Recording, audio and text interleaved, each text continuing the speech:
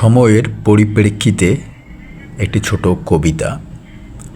কবিতার নাম বীরশ্রেষ্ঠ সাত।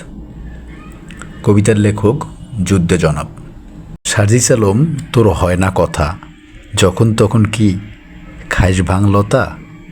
এখন যা পরবর্তীতে নয়, এটাই বাস্তবতা।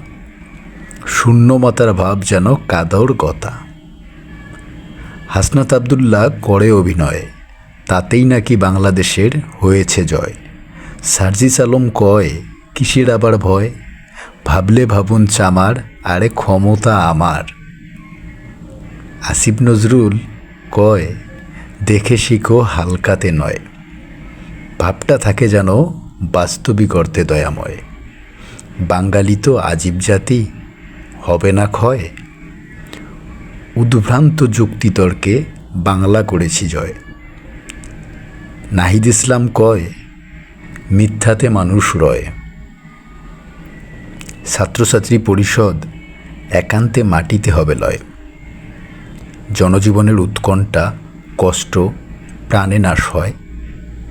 বাংলার মাটিতে মাত্র নাহিদের কথা হয়।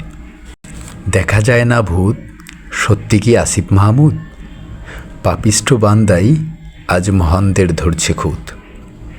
তথাপি নাই তেমন একটা সুযোগ বা জুত, ক্ষমতা থাকলে খাওয়াইতাম ইউরিন বা মুত। সৈয়দা রিজওয়ানা অর্থনীতিতে দিয়েছে হানা।